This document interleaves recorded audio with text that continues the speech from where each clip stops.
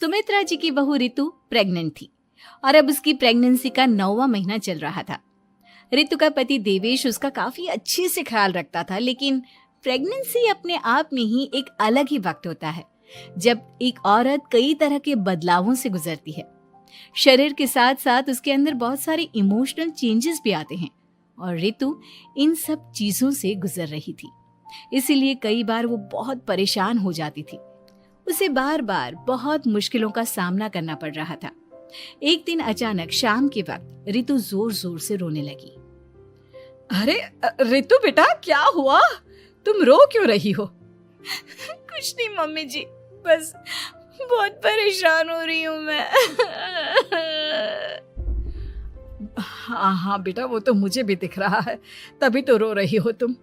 लेकिन परेशानी के पीछे की वजह तो बताओ, आखिर बात क्या है? किसी ने कुछ कहा क्या तुमसे?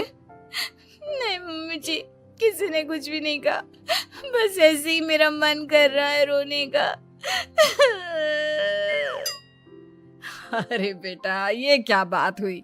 रोने का मन कर रहा है?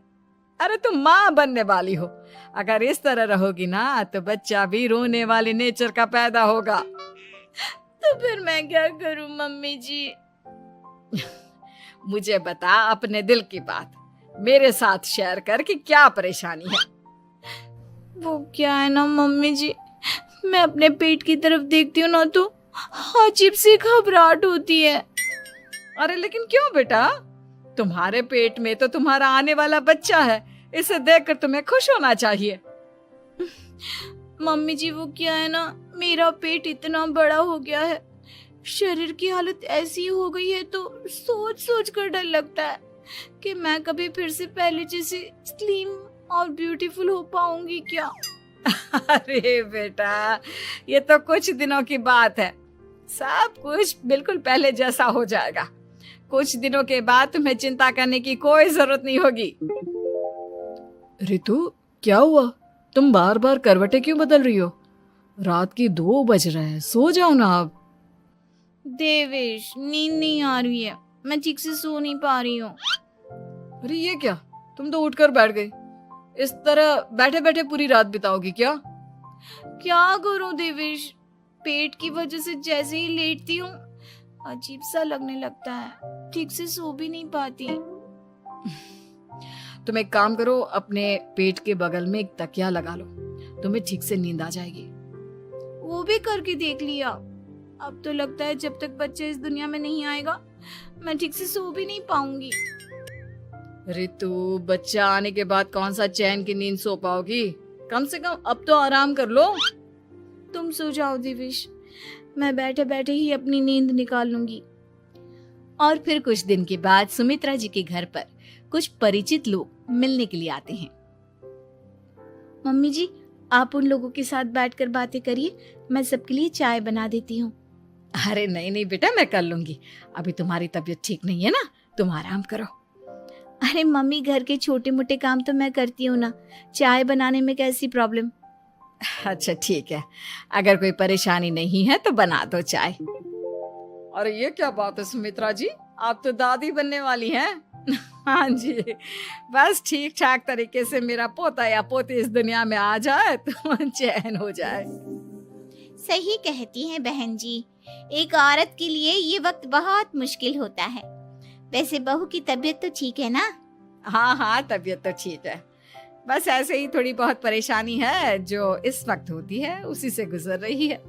पहली बार माँ बन रही है ना, कभी कभी परेशान हो जाती है।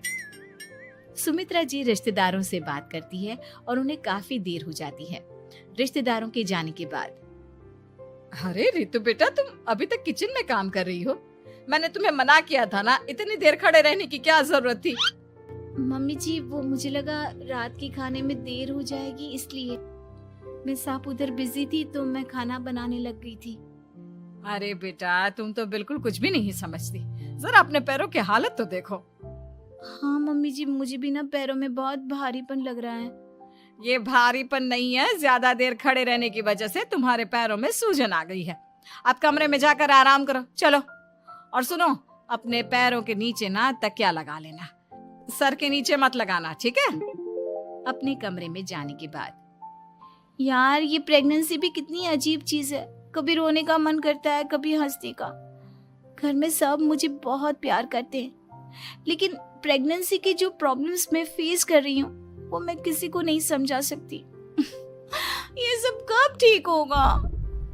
और फिर एक रात अचानक रितु नींद में उठकर बैठ जाती है और अपने पूरे शरीर पर खुजली करने लगती है। देवेश की आंख खुलती है और वो रितु को इस तरह खुजली करते हुए देखता है। अरे क्या हुआ रितु, तुम ठीक तो हो ना? पता नहीं क्यों देवेश, लेकिन अचानक से पूरे शरीर में खुजली हो रही है। दिखाओ जरा मुझे। अरे लेकिन तुम्हारे शरीर पर तो कोई मच्छर के काटने के या किसी तरह के रैशेस भी नहीं है, फिर खुजली क्यों हो रही है? लगता है ये भी प्रेगनेंसी की कोई नई प्रॉब्लम है। अरे अरे परेशान मत हो, मैं मम्मी को बुला कर लाता हूँ। सुमित्रा जी के आने के बाद, अरे क्या बात है बेटा, इस तरह क्यों खुजली कर रही हो? अचानक से क्या हो गया तुम्हें? मम्मी जी ऐसा लग रहा है जैसे सर से पैर तक पूरे बदन में मच्छरों ने काट लिया हो।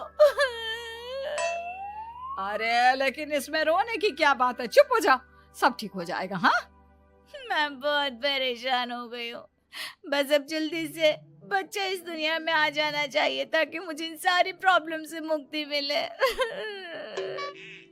ऐसा नहीं कहते रितु, माँ बनना तो दुनिया की सबसे बड़ी खुशखबरी है और ये सारी परेशानियां तो सबके साथ होती है।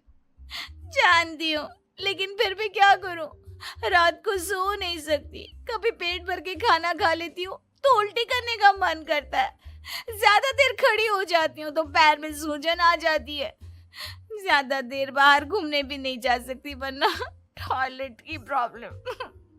ये सब कब ठीक होगा? कुछ दिन और बीत गए और अब तक रितु का 9वां महीना खत्म होने का वक्त आ गया था। अब हर दिन रितु बस यही सोचती थी कि उसका बच्चा इस दुनिया में आने वाला है। हाँ, वो बात अलग थी कि वो कई तरह की इमोशनल चेंजेस से गुजर रही थी और फिर एक दिन अचानक, देवेश मुझे ना चाउमीन खाने का मन कर रहा है। अभी रात के 12 बजे? अरे रितु, इस वक्त चाउमीन कहाँ से लेकर आऊंगा मैं? किसी होटल में फोन करो ना, कोई तो डिलीवर करता होगा ना इतनी रात को। नहीं नहीं रितु, इतनी रात को कोई डिलीवर नहीं करता, तुम कल खा लेना, मैं कल तुम्हारे लिए लेकर आऊंगा बस। नहीं, मुझे अभी खाने का मन कर रहा है, मुझे अभी खाना है। अच्छा अच्छा ठीक है, एक काम करो, मैं किचन में जाकर तुम्हारे लिए मैगी बना कर लाता हूँ, क्या पता उसे खाकर तुम्हारा मन ठीक हो जाए। हाँ ठीक है। देवेश रितु को मैगी बनाकर खिला देता है, लेकिन अगले दिन अचानक से रितु की तबीयत खराब हो जाती है। क्या हुआ है बहू को? बेटा तूने कुछ उल्टा सीधा तो नहीं खा लिया ना? मम्मी वो कल आधी रात को चाउमीन खाने की बात कर रही थी तो मैंने इसे मैगी बनाकर खिला दी। अरे लेकिन एक बार मुझसे तो पूछ लेता, इसी वजह से उसे अजीब सा लग रहा है। कोई बात नहीं, वैसे भी बच्चा आने का वक्त पास आ गया है ना, इसलिए ये सब चीजें हो रही है। मेरे पेट में बहुत दर्द हो रहा है, जब से मैगी खाई है तब से पता नहीं क्या हो गया। अरे कुछ नहीं हुआ बेटा, बस कुछ दिन की बात और है, परेशान मत हो। चल हम तुम्हें ना डॉक्टर के पास ले चलते हैं। हॉस्पिटल जाने के बाद, डॉक्टर साहब मेरी बहू की तबीयत ठीक तो है ना? हाँ वैसे तो सब कुछ ठीक लगता है, डाइजेशन का प्रॉब्लम हो गया है, ऐसे वक्त में हो जाता है। प्रेगनेंसी की वजह से पेट के ऊपर बहुत प्रेशर आ जाता है, इसलिए डाइजेशन थोड़ा वीक हो जाता है। और उन्होंने रात के वक्त मैगी खा ली, इसलिए उनको ये प्रॉब्लम हो गया। डरने वाली कोई बात नहीं है। थैंक यू डॉक्टर साहब, अब हम इसका ध्यान रखेंगे। लेकिन अब रितु की डिलीवरी का वक्त पास आ गया है, आपको उनका पहले से भी ज्यादा ध्यान रखना होगा। मैंने चेकअप कर लिया है, 1 सप्ताह के अंदर रितु की डिलीवरी होने के पूरे चांस है। एक दिन अचानक किचन में काम करते करते रितु के पेट में बहुत तेज दर्द होने लगता है। देवेश, मम्मी जी जल्दी आइए।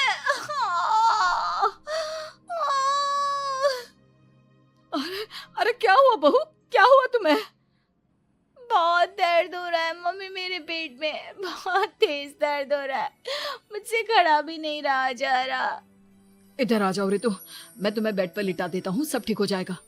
बेटा मुझे लगता है इसकी डिलीवरी का वक्त पास आ गया है। अब हमें रितु को हॉस्पिटल ले जाना होगा। वैसे भी डॉक्टर ने कहा था कि 1 सप्ताह के अंदर डिलीवरी कभी भी हो सकती है। मुझे बहुत दर्द हो रहा है, ऐसा लग रहा है जैसे मैं मर जाऊंगी। प्लीज मुझे बचा लो देवेश। अरे रितु घबराओ मत, ऐसा कुछ नहीं होगा। हॉस्पिटल पहुंचने के बाद आप जल्दी से रितु को एडमिट करवा दीजिए और आप लोग बाहर वेट करिए। नहीं, मुझे बहुत दर्द हो रहा है। रितु समझने की कोशिश करो, सब कुछ ठीक हो जाएगा। रितु को लेबर पेन शुरू हो गया था और वो काफी तकलीफ से गुजर रही थी। एक बच्चे को जन्म देते समय औरत जिस तकलीफ से गुजरती है उसे सिर्फ वही समझ सकती है। रितु की तकलीफ को देखकर देवेश भी काफी इमोशनल हो गया था। रितु को इस तरह चीखते देखकर उसे बहुत दुख हो रहा था, लेकिन आधे घंटे के बाद जब डॉक्टर अपने हाथ में रितु और देवेश की छोटी सी बच्ची को लेकर आया तो रितु के चेहरे पर स्माइल आ गई। रितु, ये देखो तुम्हारी और मेरी नन्ही सी बेटी। ये तो एकदम परी की तरह दिखती है। दिखेगी क्यों नहीं, एकदम तुम पर गई है ना, इसलिए। लेकिन मम्मी, उसकी नाक तो मेरे जैसी है। अच्छा ठीक है, नाक तुम रख लो, बाकी सब मेरे जैसा। देखा रितु, तुमने कितनी तकलीफ सही, लेकिन उस तकलीफ के बदले तुम्हें भगवान ने ये छोटी सी परी दे दी।